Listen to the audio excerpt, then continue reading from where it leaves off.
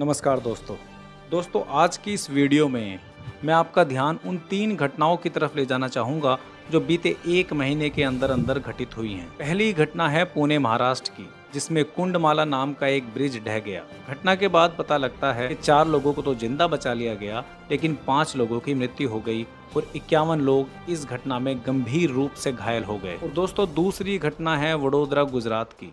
महिसागर नदी पर निर्मित एक कंक्रीट पुल जिसका नाम गंभीरा ब्रिज था, अचानक टूटकर ढह गया। अगर बात करें जान माल की हानि की, तो इस घटना में 21 लोगों को अपनी जान से हाथ धोना पड़ा और दर्जनों लोग घायल हो गए। दोस्तों तीसरी घटना शिवसेना के बुल्ढाना के विधायक संजय गायकवाड़ से जुड़ी है, जिन्होंने एमएलए कैंटीन में बासी दाल चावल परोसे जाने पर स्टाफ की बेइज्जती की और लात घूंसे भी मारे।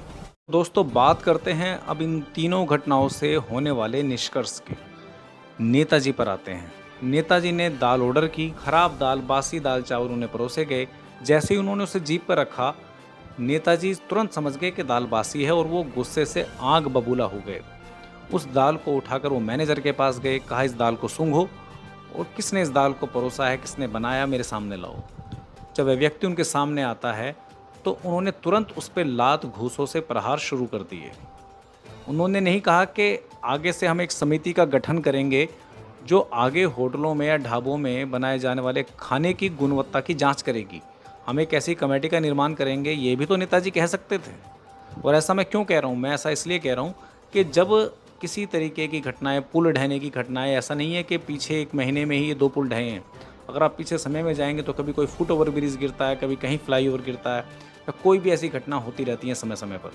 और जैसे ही ये घटनाएं होती हैं तो उस समय सरकारों द्वारा ये कहा जाता है कि हम एक ऐसी जांच समिति बनाएंगे, हम एक ऐसी समिति बनाएंगे जो समय समय पर इस तरह गुणवत्ता की जांच करेगी, लेकिन सज़ा किसी को नहीं होती। दोस्तों जिस तरीके से दाल परोसने वाले को सज़ा दी गई है, अगर उसी पैमाने पर इन 2 घटनाओं के जिम्मेदारों को निकाला जाए, उसी पैमाने पर सज़ा दी जाए, तो सोचिए उनकी सज़ा कितनी निर्मम होगी। हत्या से नीचे, या कहूँ कि मृत्यु से नीचे, तो उनके लिए कोई सज़ा ही नहीं बनी।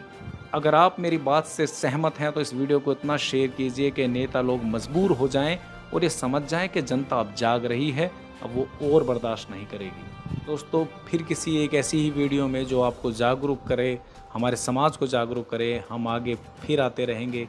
और इंतज़ार कीजिए अगली वीडियो का।